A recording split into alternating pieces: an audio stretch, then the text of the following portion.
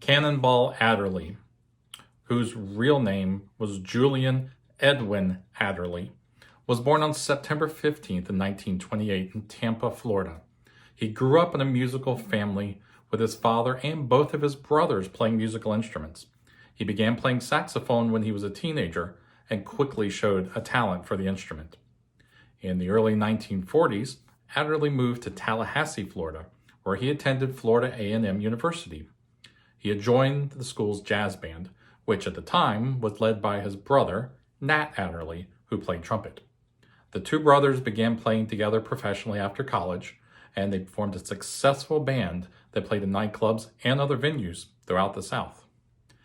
Adderley's early experiences playing in his brother's band, as well as his time at Florida A&M, were crucial in shaping his musical style and his approach to improvisation.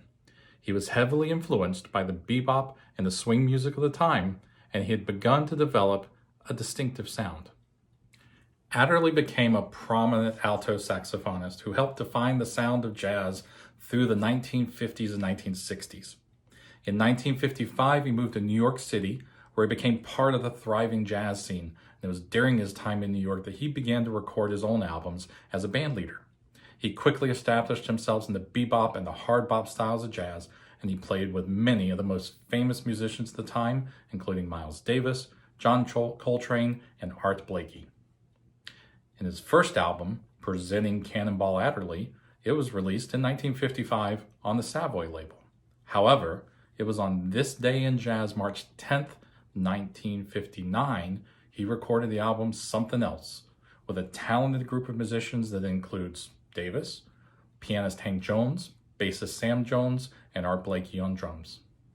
This album is widely considered to be one of the greatest recordings of all time, and it features a number of classic tracks, including Autumn Leaves, Love for Sale, and the title track Somthin Else. The musicians on the album all play with a remarkable level of skill and sensitivity, and their interplay and improvisation create a sense of excitement and energy.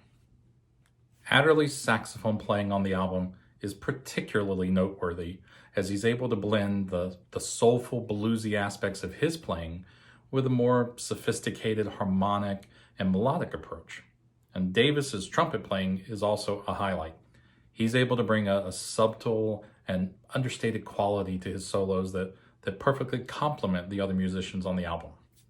Overall, Somthin Else is a masterful display of jazz musicianship, and it's influenced countless musicians and recordings since its release.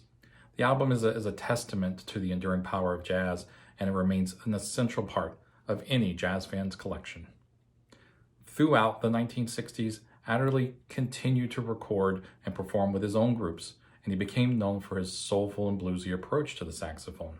He also became a popular figure in the jazz world, as he was known for his ability to connect with his audience through his music and his engaging stage presence.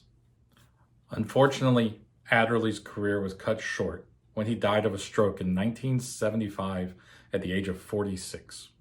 However, his influence on jazz music has been lasting, and his recordings and performances continue to inspire musicians and fans throughout the world. Today, he is remembered as one of the most important and influential saxophonists in the history of jazz music. And that's what happened on this day in jazz.